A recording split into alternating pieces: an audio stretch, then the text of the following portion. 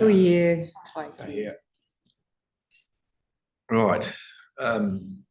So just be aware that we are being live streamed. So do you hear? Confirmation of the minutes of the 22nd of August. Any errors or omissions? There being none. I have a question, Chair. Was there quorum at the last meeting? I think we worked out there was. Just okay. Yeah. The two's okay. Yeah. We did that. It was touch and go, but yes, we did have Good spotting. yeah. There being no further changes, I think someone to move the recommendations. Thank you. Seconder. Yeah. You'll have to. It doesn't have to be. You didn't have to be there to second it, but you had to be there to move it unless it comes from the chair. Yep. Yeah. All those in favour say aye. Aye. Against? Carried. Minimisation. Regional Waste Minimisation Officer's Activity Report. Grayson. Thank you. So I'll just start off up the top here. So the first activity we have on here was actually the day of our last meeting. So up at MPDC, we ran an internal waste audit. This has not been done since 2021, so it was exciting to go back and see how the Civic Centre is doing. You'll see there that we achieved a 77% diversion rate for how we're currently tracking, which is up from the 43% back in 2021. The opportunities we saw, so coffee cups was still a big issue that we see at Civic Centre. Despite having reusable crockery, we did still see a lot of coffee cups on site, as well as another waste stream we identified was the bin liners from all the rubbish bins around Civic Centre are changed daily, regardless of how full they are. So that was a conversation with the cleaners, and I believe that has now been changed to minimise the amount of plastic bags coming out of Civic Centre. So a few changes made automatically. Yes. The coffee cups. Have you got any indications as to why people are or not using recyclables? Or it's quite a tough one. So people people in grain. Yeah, people still sitting in Civic Centre to have a coffee or take it back to their desk. I think some There's people nothing wrong with that, but yeah, having a reusable coffee cup, I guess. But it is unfortunate to see, given that a lot of people at their desks will have a takeaway coffee cup when, again, you could just walk a cup back to the cafe. So it is one of those behaviours that's unfortunate to still see. But it's kind of seeing those numbers of how much of an issue it still is kind of the biggest priority for our team to get that down first. And just to add to that, so our curbside collection does not accept compostable items in the food scraps bin. So there's general confusion when you go to commercial collection that allows compostable. So just working through that education of your service at home with food scraps might be a little different. This allows for that. So understanding we do have a compost collection, which does allow for that work, but the combustible coffee cups, where are they buying it from the cafe? Yes, from the cafeteria in Civic Centre. Why don't they just ban it? Say, so they have at each floor. If they're not compostable, they bring their own cup from the floor, and then they do it themselves. Why don't you just ban them from? Because I mean, the problem is they're giving them out. So I believe the ones at the cafeteria are compostable, and therefore we can compost them on. But they are still waste. I'm talking about they're still compostable. Why don't you have washable ceramic cups that they can bring down? Absolutely. Technically, they can bring their own cup from home and just say, well, that's what you got to do, and you've got to bring your own cup to work, and then if you want a coffee from the cafe, you bring it down. I believe the issue is that we have a contractor for the cafeteria. You might be able to correct this, but so as council, we can't dictate that. It is the contract that we pay with Compass Group, I believe it's called. They are our cafeteria contractor, so it's up to them what they use. We can influence that, but I don't believe we can ban that. It would have to be that staff are self-washing their cups. It's got to be better for the contractor, surely. And that's, I believe, the argument we've had with them for quite a long time of you're already washing crockery for plates and cutlery, as you'd see in the cafeteria. more cups wouldn't be an issue, but Yeah, we yeah. can't make them ban them. That has to be I'll- a company I'll decision. try. Are they putting a price? I'll try and differential? steer it in the way my Please end. do. if you want. That would be Yeah. very helpful. Okay. Are they putting a Video price on. differential on Go, the Mary, get it done. reusables? Sorry. Are they putting a price differential on the, on the cups as Yeah. opposed to the washing? Well, there you go. No, I don't Again, believe that's their so. business Yeah, model. so we can't influence, but- dictate that. They are their own business, so they can charge what they like. We really And have no control on One that. more but question. Yep. When's that contract? Is it a 3-year or 2-year? Because we could just put that in to say, look, this is. It's a good question. I don't know the exact date it's due for renewal, but there will be a large focus on sustainability aspects when we go for So renewal. that's the time to handle it. It's Yeah. got to be good for them. Yeah. Okay. Well, Thank with you. the environmental sustainability policy having just been adopted in MPDC, it'll be a core focus when we go out to tender again. Awesome. Thank you. Sorry. no, that's fine. Next one on the list, just a few updates on our MPDC Zero Waste Fund. So the last funding round, we just closed. So the 1st of October to the 31st of October. We are still in the process of deciding the successful applicants. We did have 7 this round, 5 of which met the criteria. So those 5 we're still discussing who will be accepted for that funding. So I'll be able to give an update in the next meeting. The past How project. much money have you got up for grabs? So each round is 50,000 is what we have. So each applicant can apply to up to 15,000. So there is a limit. And so, yeah, they just have to make sure their project is within that limit. Yep. But yes, 5 did meet the criteria to be considered. 2 were not considered because they didn't meet that. So I'll have more updates next meeting.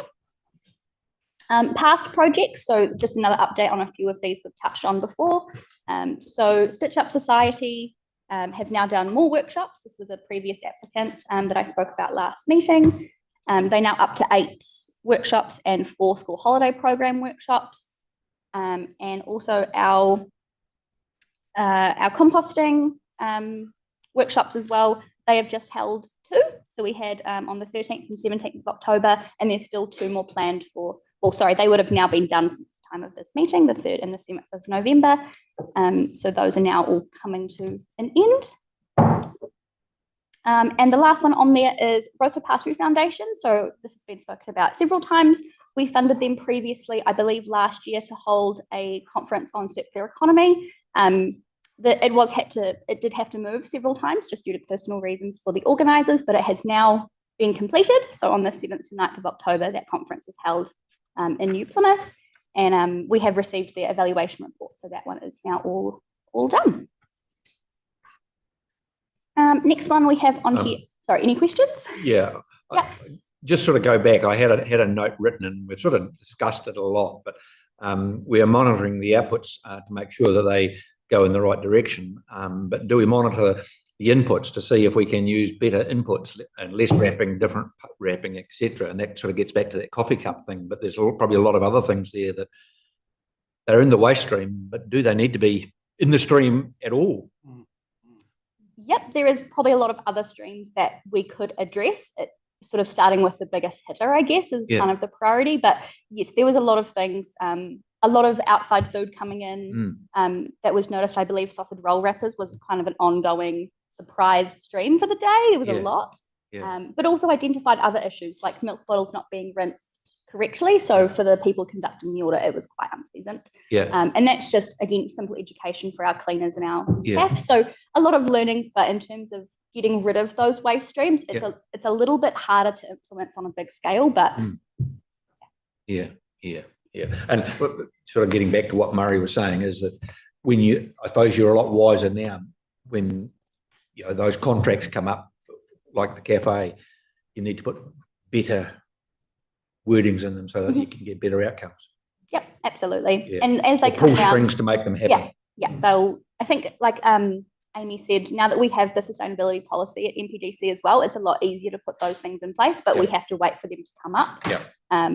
So I'm personally not sure when that contract is due, but there will be, I imagine, some changes for the next time that comes around. So can we use that, what you've learned there, because obviously that's what you're trying to do, out into more other commercial organisations?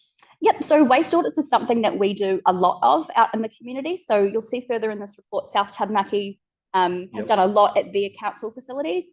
Our commercial sustainability officers have previously done a lot of waste audits with businesses as part of the Resource Wise program. So that's something that businesses sign up to for multiple years to address their waste and kind of look at all those waste streams and how they could take them out. And it leads on to the next one with schools as well. So schools can also receive waste audits from us, from our officers, to look at what they could try and get rid of or what bin systems they could introduce. So waste audits is a really big part of what our team across the region does to help people know what they could phase out. Sometimes it's hard to just know the alternatives. So yeah, it's a large part of our work. That's because we've got to take that out into the community, not just in the absolutely. Local body stuff.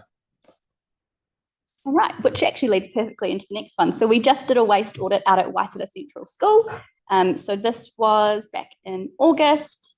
You can see a photo there of the students helping to do the waste audit. So we had an education officer go out and conduct the audit. So this was, I believe, 5 days worth of waste that the students then helped to sort through.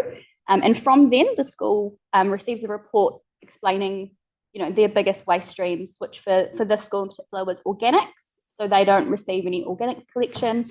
A lot of food waste from the school lunches was identified as their biggest waste stream that could be dealt with, but also just general recyclables in landfill, bits of paper and things like that. So it's a big thing. It's a big thing. So just knowing what can go in the correct bins for students is really important. So having someone come out and lay out all the waste is really helpful for them to make a difference. So they will be doing another waste audit in the future to see the improvements. So we'll be able to report that future update as well.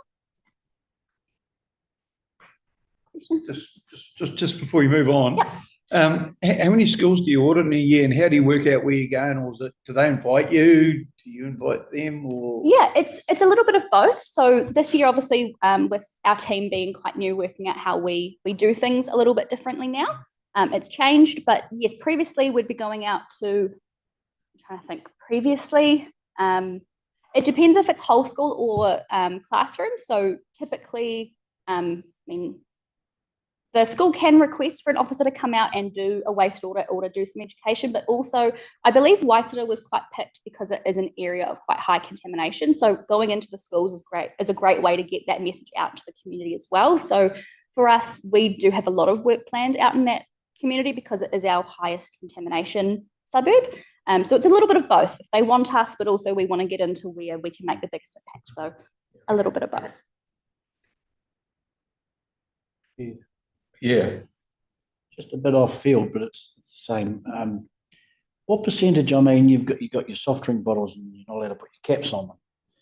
What percentage do leave their caps on? Because that's an education too. Because it is a real pain for the guys because they have to pick it up. So what percentage do leave their caps on? I'd say it'd be more than 50%. Yeah. So we don't collect that directly, but in our bin auditor reports, we do get told what the main contaminant was. So looking at, for example, a bin auditor report would be about 200 bins a day for New Plymouth. 50% are amber and red tags. So that means there's some kind of contamination. And from the last one I looked at when I was doing some work on lids specifically, every single one attributes the number one contamination to lids. Whether that is bottle lids, container lids, it's not specified, it just says lids, but it is a huge issue. We get photos of the contents of the bin and you can see lids being left on is still a really big issue. We do have some future work planned to deal with that because it is our big contaminant, and I believe it is a little bit further in here as well. Stratford's already started some work on that, and as a region we've planned a big campaign for next year. And that's only plastic lids, not the aluminium type. Yeah, so aluminium lids, like on tins, aren't an issue.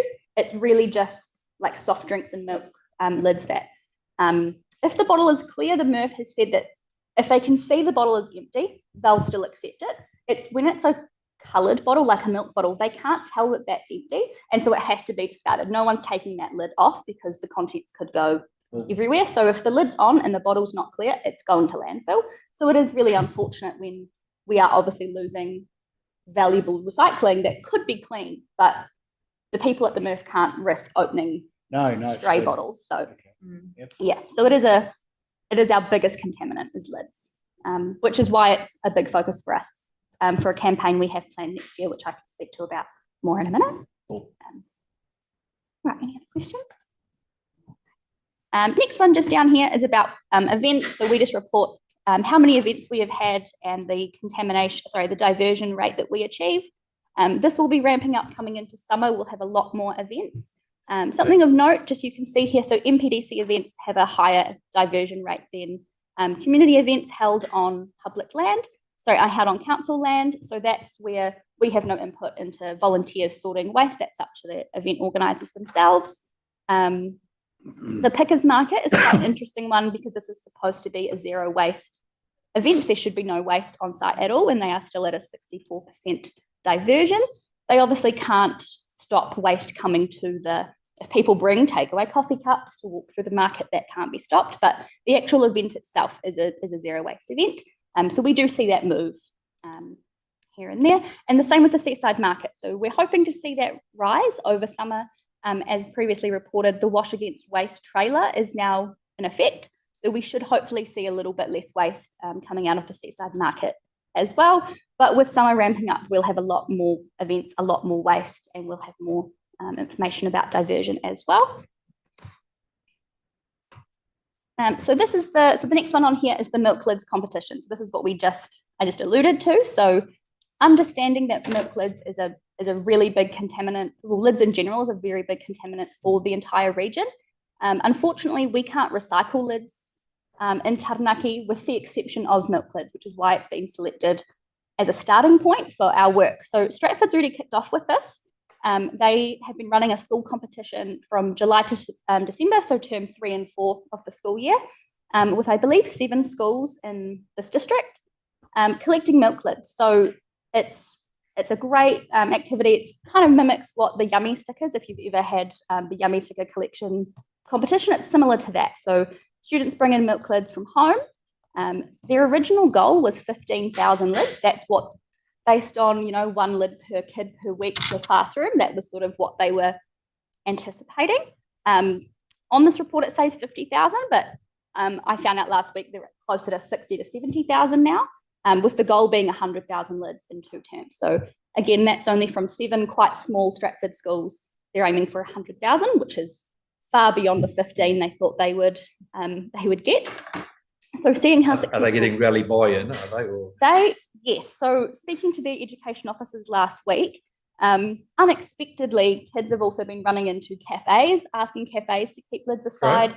Right. Grandparents out of district have been collecting and delivering. The ECEs weren't included in this, but they have started voluntarily collecting and donating to schools, or taking them home for their kids to take to school. So it's had a much wider reach than expected for them. So because of that success, we as a region plan to also do this competition in term 2 of next year as our planned time. Term 1 is kind of impossible with schools, so term 2 is the plan, just to collect milk lids from more schools. For New Plymouth, we will have to really limit how many schools. We obviously have a lot. So Waitara, Bell Block and West Town have been selected as long as they're willing to participate, because they are the highest contaminated suburbs. So again, from what Stratford has learnt, that it has that reach out into the home and to grandparents and to workplaces.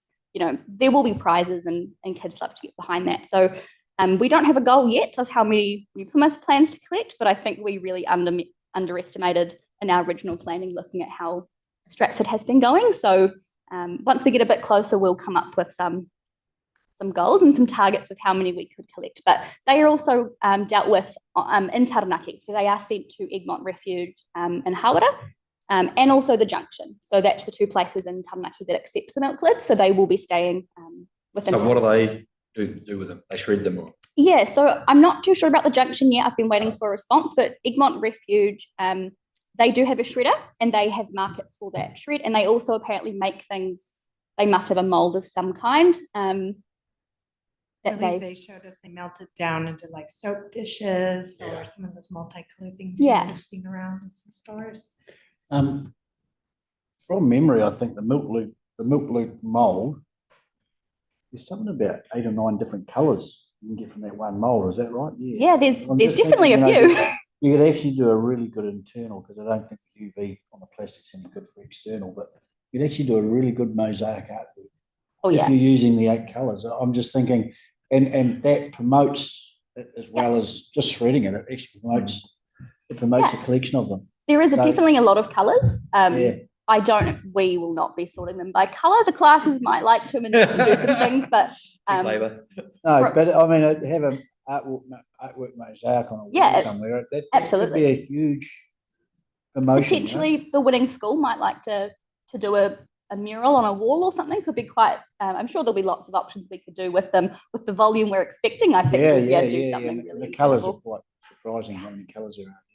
Chocolate School have some Awesome. bottle cap murals in their school. Oh, is that right? A bottle cap. They're very sturdy. Yeah. Because the lids are quite bright colours. They're quite So something to think about. Absolutely. Awesome. Right. I think, Chair. Just looking to the future, we can't keep doing what we're doing at the moment with the caps and having to separate them all and put them in a different waste stream or whatever. Are we, as the government, talking to manufacturers? Are we talking to the government to look down the track? I don't want to see in 10 years' time and say we're still having children separate lids of things and have a milk bottle collection, lid connection. We need we need to sort it. Yeah. Yes, so I don't have much of an update yet. This only happened, I believe, yesterday. There was actually a webinar about so the Plastic Packaging Forum, which is part of the stewardship schemes we've spoken about previously, like tyres and things. There actually is one for plastics, and in particular for lids. It's coming, which was quite good timing for this work we're doing. So I don't have too much information about the scheme yet. We haven't received their plan, I guess, but the thought behind it, from what I can understand, is that yes, lids will be taken back and either sent back to the manufacturers, or it'll be the responsibility of the manufacturer of that lid that came on the bottle to dispose of it. Same with the tyre system. So not too sure the details of how they're planning to collect those lids. That obviously will be quite a lot of work, but we should have an update on that scheme for the next meeting. But yes, the government has put in place some work on lids, absolutely, which is nice to see. One thing that struck me is that you've got the likes of Coke who have on the top of their bottles, all their branded bottles recyclable, but you're saying yes they are, but they're not. Yes, the issue we have with lids, while they are small, so they can't go through our recycling facilities, some lids, particularly Coke lids, will be one type of plastic on the outside and then have that rubbery bit on the inside, which, because they're two different material streams, they can't be recycled through anything that I believe we could do in New Zealand. Milk lids, it's one plastic, which is why we can, on small scales, use those for something. In terms of other lids, it's really just about the kind of plastic it is. So you think of takeaway food container, like Chinese container lids. It's a different kind of plastic. So you've got to have a different system for every kind, which is a really big challenge. So not too sure what the packaging forum will be doing with the lids or how the collection system will work, but it is nice to see that there's some work being done to take it away from councils to always be having this messaging about lids off bottles. There'll be something else to help support that message coming. So just going on, you were saying Egmont Recycling are doing the chipping and things like that. Obviously, that's commercially viable for them, is it? Or are they getting a subsidy for that? Or I don't believe they're getting a subsidy. I don't have too much info on what they're doing with it. I just know I asked the Stratford Education Officer where the lids were going, and obviously when we do something like this in the community, people want to know where it's going. If we said, oh, well, actually, we're sending it overseas, it's not a good look. So we want to make sure that what we're collecting and what we're doing with it is local or is onshore.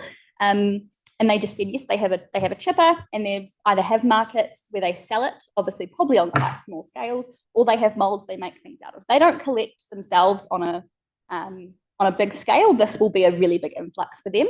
So we'll obviously have to warn them that there's 100,000 lids coming their way. But on a small scale for Taranaki. So thinking sort of beyond all that then, because you were saying if a container, plastic bottle's got a lid on it, it goes to the landfill. I'm just thinking, well, why not put it through a chipper and it gets washed, etc., and you move it back into the waste, into the recycling stream from there. So how hard is it to set up a chipper with a washing plant to make that I guess it's about markets is another one. So the Junction has been collecting milk lids for a very long time, and they obviously send them off to be chipped as well. I'm not too sure how long Egmont Refuge has been collecting the lids, but it's about selling the product you get at the end. So if you chip it, but there's nowhere for it to go, no one wants it, it's not worth buying the chipper and collecting it. So I think that's what we have an issue with for markets in general in New Zealand, is that someone has to want it. And if no one's wanting to manufacture something, again, on a big scale, it's not worth it. So that's a common challenge we have with all material streams, is someone has to take it before we create it. So just for the roll on. Did I hear you correctly saying bottle tops on bottles is your number one contaminant? yes. It is. So part of that 18% contamination rate, a lot of it is caps on bottles. Yes. So Really? Which means the whole lot goes rather than just the cap. for the most part, we wouldn't know too much the split, but yeah, a clear bottle, if there's no liquid in it, the person sorting that can see that bottle is clean and empty, and the lid isn't really an issue.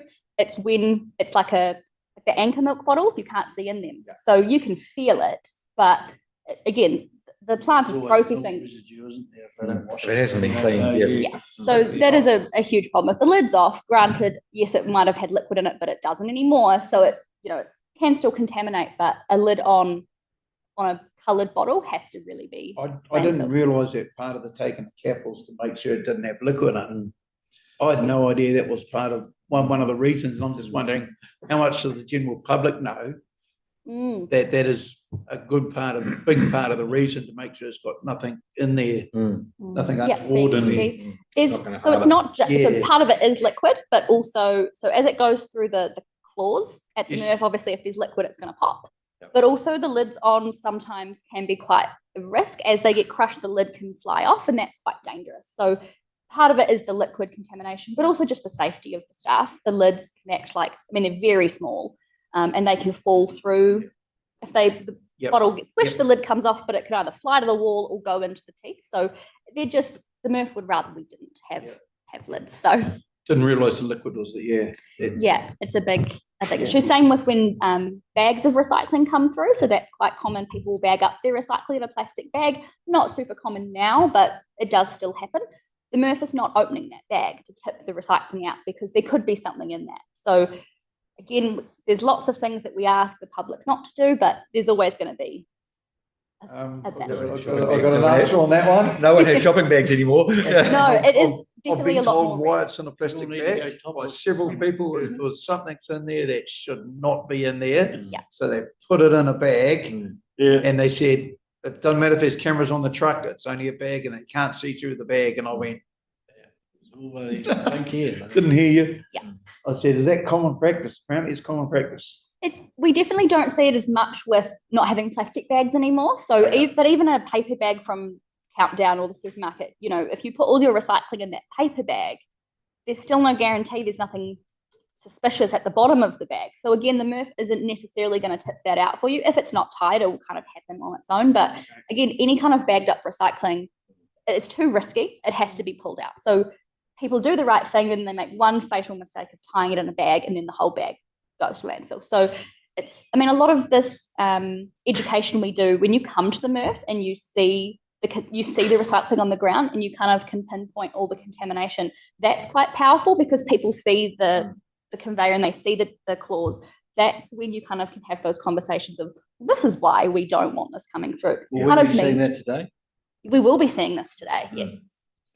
So the education room has a big glass window into the plant. So it's very fascinating to see all the contamination. Hopefully there won't be lots, but you can still see contamination through the recycling. 18%. Yes, 18% at the moment. Right, the last couple on the activity report. So I don't have too much information on this one, but Stratford District Council attended the Taranaki Regional Council's Conservation Week Expo on the 4th of September, and they did some education, some general waste education, fly tipping and illegal dumping. I know that Stratford has been doing quite a lot of work on illegal dumping, sending out letters to residents and magnets and things and reminders of illegal dumping. It is something that Stratford does struggle with quite a lot out in the more rural areas of people dumping trailers. So there has been some work being done about illegal dumping for them as well. And just a question here. That being said, with the way, with how tight finances are for most people, how has the legal dumping been? Is that increasing or is it just sort of flat line? I don't have any recent data on the illegal dumping. It doesn't come through our normal data channels, but I could definitely find out how it's going. I'm not too sure if there's a spike seasonally or what the main things are. We do see in when we get to the data report, we can see that transfer station tons are really down for last year. So curbside's gone up, transfer station has gone down.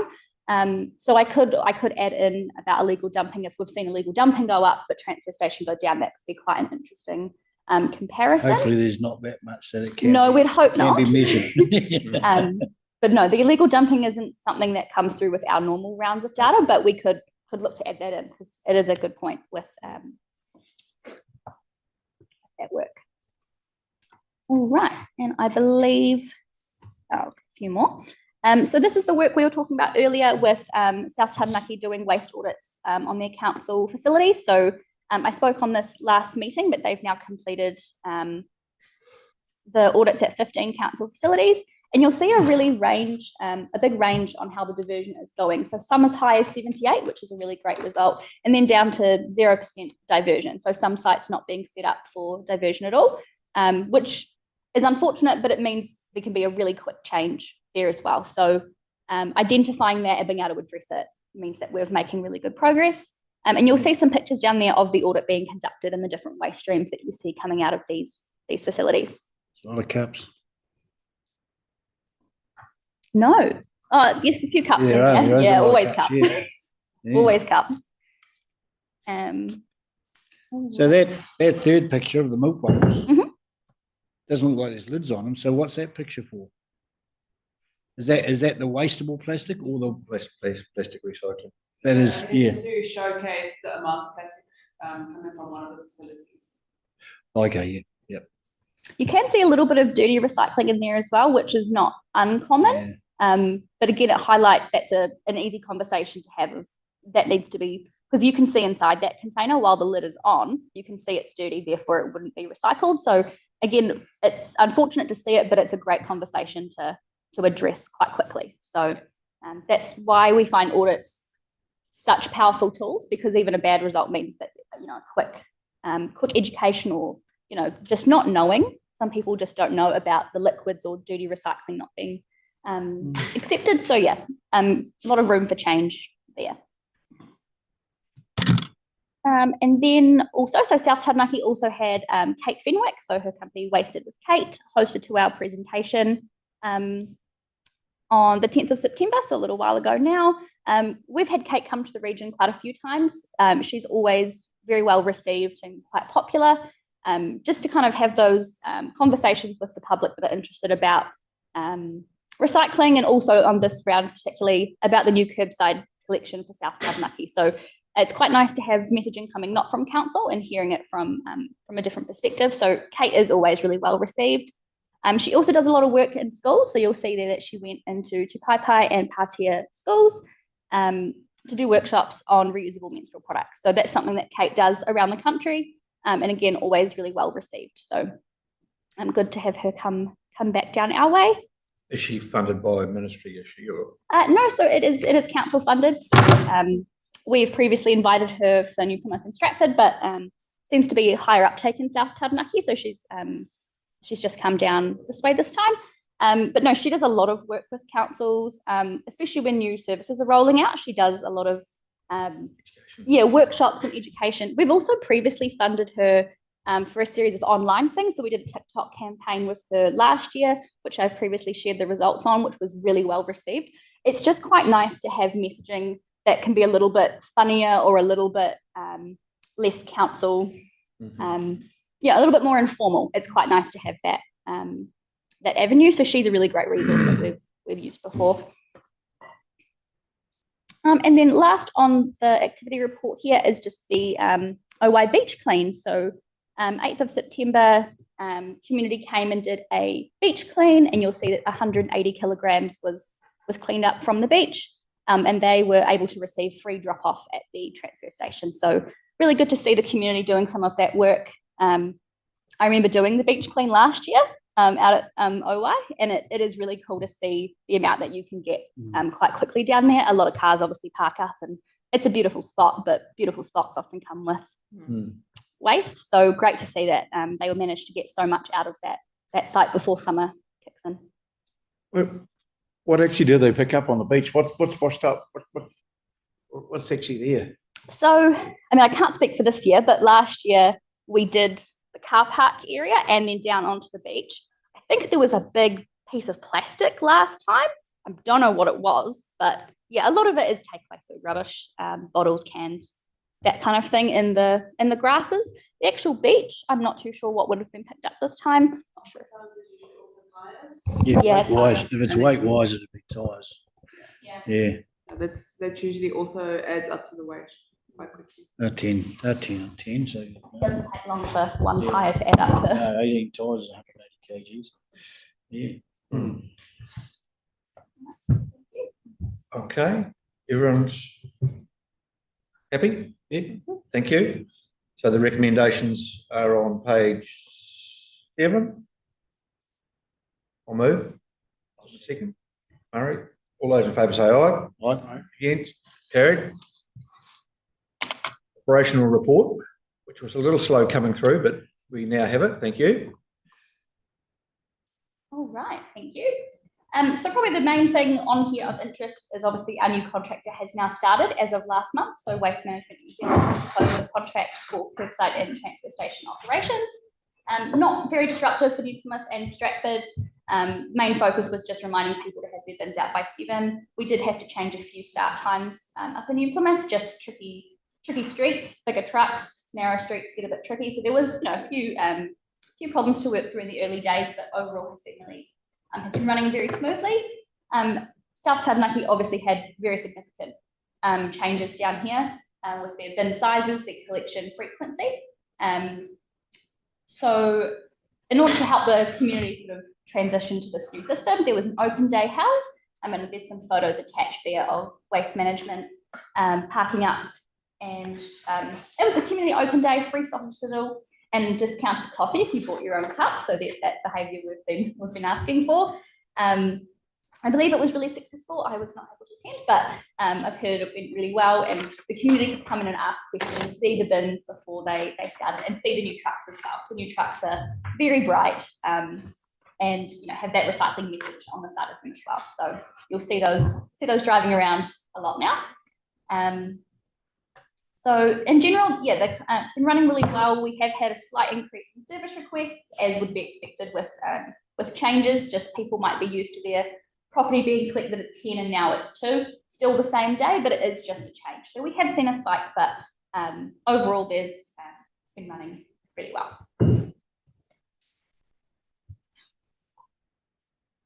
So the MRF contamination data, we've just included a little bit here, but I'll go into it more in the data report next. But this is really exciting to see. So just before you roll on, the videos you got in trucks there, the video footage, have all the trucks now got video footage cameras? in them? Yes, they do. 100% of the fleet? Yes, and multiple cameras, I believe. I wouldn't know the exact number, but it's a lot of cameras. So 5 cameras on the truck. So our previous trucks did have cameras as well, but potentially less reliable as the contract went on. But what it means is when people call up and they go, "You've missed my bin," and we say, "Well, it wasn't out," we have proof. We have cameras showing the bin was not collected or you didn't fully empty it. Well, we have videos of it being collected. So it's a really good tool for us to have to know we're not coming back to collect it, and here's the justification. It kind of helps to eliminate that. Okay. Are they set up to read RFID tags? Yes, they are. Yes, they are. Okay. Are we currently doing that? We are. Yeah, South Taranaki does have that. I don't believe we do because we didn't get new bins, so our previous bins didn't have these on our. Okay. Okay.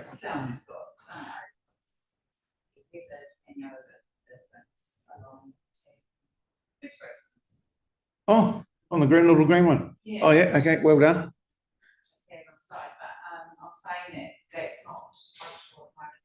The drivers are pushing a button when they do it. That's right. Good things take time. Yep. Just using an example, I had an irate guy ring up from Bell Block, and he must have stuffed some polystyrene in the bin first. Have you heard this one? This is quite common. Oh, yeah, and he's put heavy stuff. So I told him it was simple physics. Put the heavy stuff in the polystyrene, so it'll push out the polystyrene. Yeah. But he was irate. He wanted someone to go and pick. I was just going to drive and pick it up anyway, but just to shut him up. But you know, how would those cameras work on that? Or do we ring you to say that this guy's irate? Can someone just go and pick it up, or what's the story there? When people ring up, we'd obviously check the footage to see what the problem was. Jammed bins is quite common, especially recycling as well. With it's not very heavy, cardboard shoved in. Polystyrene is pretty common. It's not very heavy. It's not at the bottom. It's not. Yeah, so it's not going to push out. Typically, no, we would not go back because the bins should not be stuffed to the point where they can't be emptied. The truck does shake them. You know, well, it's common sense. They you do need really to give it a go. So if it's not coming out, then no, the truck is not turning all the way back around. No, so my answer is just I basically said, look, this is basic common sense in physics. You really need to think about how you do it. So we do send the truck back when it is contractor fault. So if the bin genuinely wasn't emptied properly or they did miss one, we'll check and we absolutely will send the truck back if it was our contractor's mistake. But typically for public error, it's quite disruptive to send the truck back. Oh no, totally. And that's why I was going to drive it. We do have to pay for that as well when we send the truck back. So no, typically not for polystyrene. No. Yeah. No. Cool. The south, for those more irate customers, I myself, given the you can only do just to shut. Yeah, move the job on. Yeah. I believe Stratford does quite often as well. Go out and pick up missed bins, just because Sydney, obviously the contractor is only in Stratford on a Monday, so if they miss a bin, it's quite hard to send the truck all the way back down. So quite often it's dealt with more small scale. Oh, it's easy just to do it yourself. Yeah. For Newfoundland, it's a bit harder, especially if they ring. That's quite a common problem, but the cameras might help. The cameras definitely do help because you can send photos to the customer to say this is why. It's not just it's a little bit easier, but it does happen where the bins do get jam packed, and we understand you want to get the most out of that, but if you jam pack it too much that it's not being emptied, then you're going to be left with half a bin. So it's sort of that risk, but we do try and encourage not overfilling the bins for that exact reason that they won't empty properly. Cool. So how else do you use that video footage in your educational purposes too? For example, in placement, oftentimes we'll take a photo of the drivers highlighted, bins are too close together or next to a tree or pole. So we'll use that footage to respond to the resident to request a different placement. We do use it in New Plymouth contamination letters. If they call up and want more information, we save that on their file now, so we can talk to it a bit more specific. Yep. Okay. Thank you. So just heading back to the contamination. So again, I'll follow on from how the whole last year has gone with the contamination, but another 3 months under 20. So I believe we previously spoke that the last year we'd only had 4 times over 20% per year, which has never happened. So to see this year starting off with under 20 is a really good result as well. Because previously we've been in the mid sort of 20s, low 20s for a long time. So it's a really exciting result to see there. Just heading down. So the contamination percentage there you're talking about coming out of the MRF, is that good, bad, and different? Is 20% still still bad? I would say it's very consistent with what we sort of see around the country for wheelie bin recycling. So crate systems, some councils have like glass crates for recycling. Their contamination's a lot lower because you can see all the way to the bottom. The bins, obviously the auditor only goes so far down, and the truck drivers, if they see something sticking out, will reject it. But there's always going to be people that put things at the bottom. But again, to see that kind of trickling down, we sort of have 2 different kinds of contamination, where it's the the general education of not knowing, like lids or, coffee cups, things like that. And then you've got bags of rubbish. So we always try and tackle those people that just need a little bit more education, but the people that hide the bags of rubbish at the bottom, I mean, it happens, and that will always kind of be a problem for us. But to see it come down, I would say would speak to that. The recycling we can really, like lids and Tetra Packs and things like that. That coming down, I would say, would be from that education, rather than less people putting very bad things in. And that contamination is based on weight, is that right? Yes, I believe so. Yeah. Tons. Yeah. Yep. And as far as New Plymouth goes, green waste, because that's contamination as far as so is it, how are we dealing with that? That's in the general bin as well. Yeah, so we don't audit the landfill bins. Green waste in the recycling bin is definitely not something we see. It typically is the lids, coffee cups, soft plastic, things like that. But no, we don't audit the landfill. So green waste, I wouldn't be too sure how much of a problem that is or not. Yep. Yep. Part of the contamination report here, I'm just wondering whether you could actually in the future maybe list the top three, the top, Contaminants. Yeah, so if it's the same three every year in, year out, I didn't realise lids was number one at the moment, but it used to be nappies. Used to be. Yep, we do still get like sanitary waste definitely still does come through. I mean, the contamination may differ slightly between councils as well, but typically, yes, lids would be a pretty universal problem, so that would likely be the top of the list for a long time, because we don't drill down too much into the specifics. It would be like soft plastics would all be grouped together. Fabric, like textile waste is, we kind of have our top 5 that the bin order to kind of categorises everything under. We do on the occasion get a write-in of something quite different that they'll kind of specify, but typically we kind of categorise the contamination as 5 to 6 different main streams. So we can definitely add some more info on, what we're seeing, or even if it's just the 3 council, like I didn't realise bags was a problem. I've learned so much today. Putting recycles in bags, because I know lots of people. Definitely less of an issue now that we don't have plastic bags, but it does still unfortunately happen. Okay, and I think the rate's still a bit high, and I think we need to get it, because I know there's some councils down in single digits. Yeah. Our goal for our waste plans is still 15 or 2% every year. So we just take the 12 months and we average it out. So some months we did get down to 15 at one point, which was our 2029 goal. Yes. But then it might spike back up. So this is just a scoop in time. So it could just be a really bad scoop or a great scoop. It just, it's hard to say. But I think with our work, particularly on those lids and really identifying, kind of targeting our work into those problem areas, we are hoping to kind of, see obviously a drop. But 15 is still the goal, what we'd like to see. So I think a point to realise, if it's based on weight, the reality is if you base it on volume, it's probably more like 35 to 40%. Because, I mean, a milk bottle with a lid on it, throwing it away, it's contaminated, but half of it's air, but the volume's huge. Yep. So I don't know if you work out any volume size rather than weight size, because I think that'd be even more scarier. I don't know. I don't know if that's worth considering, because if the scarier the picture, the more people are, Yep, absolutely.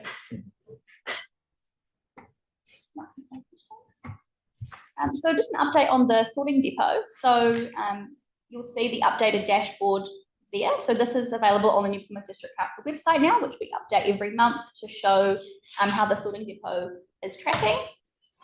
You'll see for September that we actually had the biggest spike that we've had. So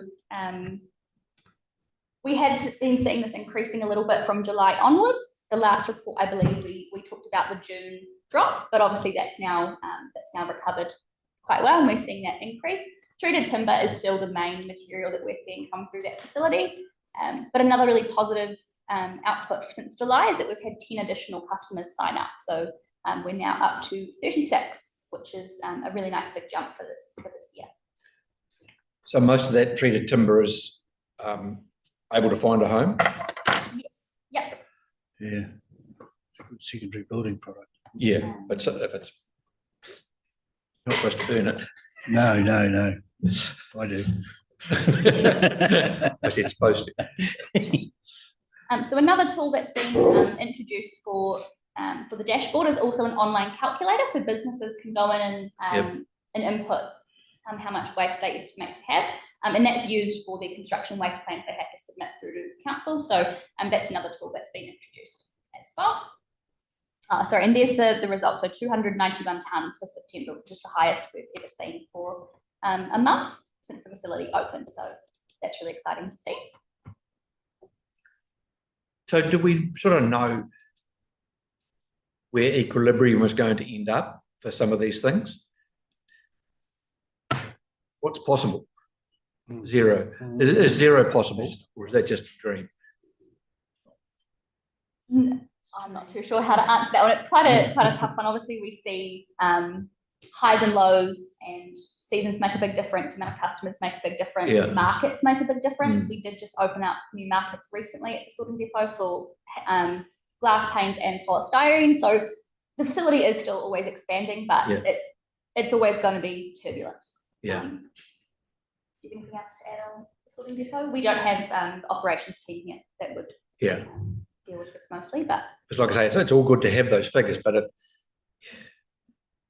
if it's not achievable to change those figures per se, like I say, we need a waste stream. There needs to be a stream in which that product can go into, and then a lot more of that product can be diverted away from waste. So it's a chicken and egg situation, I suppose. It is tough with markets. Obviously, we can only accept at the sorting depot what we can send off to a market. Otherwise, it is going to landfill. But on a positive, before the facility opened, it was all going to landfill. So any diversion is still really positive to see. And we see that in our data report as well, that the tonnes to the transfer station are a lot lower, but it's because of how much has been diverted from construction and demolition. So still really good to have that diversion. But yes, there'll always be things that we don't have markets for, and therefore it's unfortunate that we can't accept, but that's out of our control, unfortunately. With the sorting depot, the KPI for the first year was 27 divisions.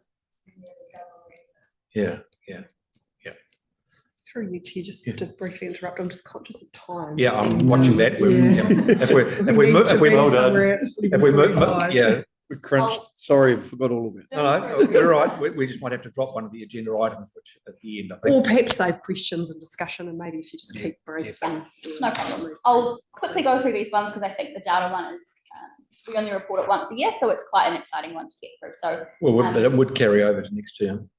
Yes, it would, but it's quite an exciting report this time around. So you're making data exciting. Yeah, I know. So just an update on the junction. So just for their quarter, so 75.15 tonnes of material has been diverted through that site the last 3 months, which is excellent to see. And just an update on the permanent building that has now received its resource consent, so the permanent build will be starting, and we will see that today, the concrete pad, and I've got some photos of what the facility will look like, so you'll actually be able to see it when we go up there. And then nearly last one, I believe. So Stratford District Council undertook a swap, which is looking through their curbside landfill bins to see what the composition was. I can't speak too much to their results, but you can see them down below. They had some quite shocking results of the potential divertables. So of the bins that they audited, they could see a lot of potential for things, for materials to go into different bins, whether that's curbside bins or other avenues they have available, like textiles, timber, soft plastics can be dealt with.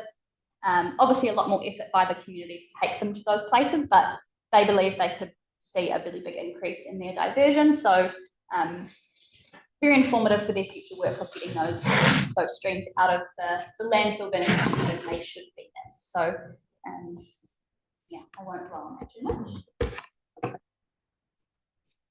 One sort of big question, which is probably more relevant to this committee, is you were talking about going and doing audits in the schools of where contamination rates are high. Are you seeing an outcome from that in the improvement of contamination in the collections? I.e., is the effect of the audit working through into the outcomes coming into the bins? It can be kind of hard the scale of it is very different. So doing an audit with a school, obviously it impacts the children in that school, but across, would have to look at sort of street by street to see the students that likely attend that school, which we don't quite have. You must have some data because you're saying they're high contamination areas. Yeah, and I think with some of our future work planned, we do plan to use the bin auditors to go through and collect that pre and post data a little bit more. It's something we haven't used before to see if we actually made an impact, but we kind of need to collect that before we do anything and then after as well. So we previously only had one bin auditor for the whole region, so asking her to go out into the suburb twice, after we've done some work is really challenging. We now have 3, so it is definitely a tool that we want to collect that because it's hard to prove that we've made a difference. Exactly. We have that data, so we have definitely noted that down, that we now have more tools available to do that. So yeah, we'll have more information of the impact we've made. But I suppose what I'm saying is, why are we doing these things if they're not working?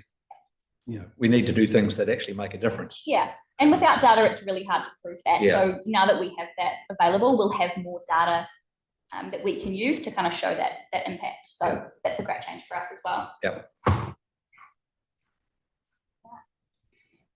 Thank you. So, regional operational report, recommendation on page 16. Someone move. Move. Second. Min. Thank you. All those in favour say aye. Aye. Against. Carried. Now, this data report, do you want to rush through it or do you want to run it through for the next meeting? That is entirely up to the committee if they'd like to hear it. There often is a lot of questions that come through from the data. Yeah, I was going to say, I think to give it justice, I think it's not something that we couldn't hold over to next meeting. Yeah. We can also talk a little bit about some of the data at our at the education room. I've got a few slides about some recycling data.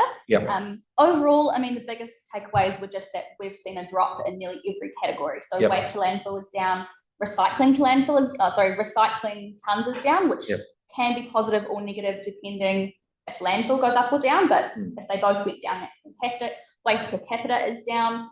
Contamination, while it is still technically 18%-ish, it is still a drop from last year on average. So yeah, I'm happy to save that for the next round, but overall the data has been I know we need to be at the Stratford transfer station at 1:45. Perhaps if the committee's happy to receive the report. Essentially, that's the recommendation is to receive the report. And we can deliver it next meeting. That's no problem. Or hold it over, accept the report, but hold the discussion over to the next meeting. Yep. All those in favour on that? Right. You look troubled. I don't know whether that would be viable, but you could potentially incorporate it in when you do the report. Yep, I can create another data report with an updated sort of 6 months from this kind of 18-month lens. I guess essentially the ones received that report. So today the only recommendation is to receive it. So if you want to present it in depth, it can be incorporated into that. It's no problem. Okay, we'll do that. Just before we move anything, one quick question. You got lots of graphs about the regional, like percentage-wise, household average percentage and that. Just wonder if we could, I don't know if that's good or bad compared to the rest of the country. Yeah, exactly. Is that good to what Wanganui and Wellington are doing, or are we bad so just maybe some sort of scale comparison on whether we're good or bad?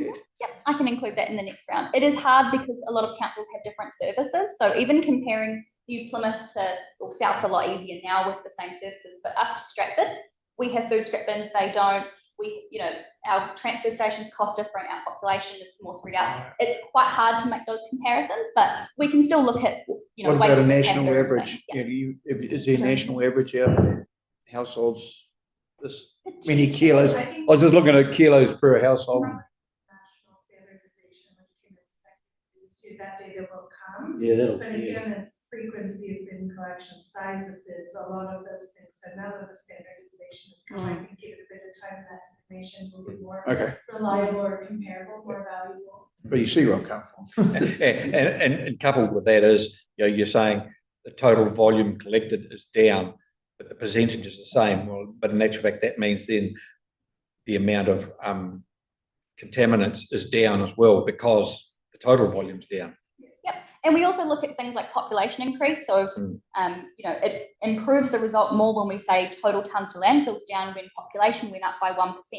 It's even better. It's a compounded. I mean, the only thing of note was that household waste per household went up, but that's because transfer stations went down. So we've seen that people are packing their bins more rather than taking it to the transfer station. So and having to pay.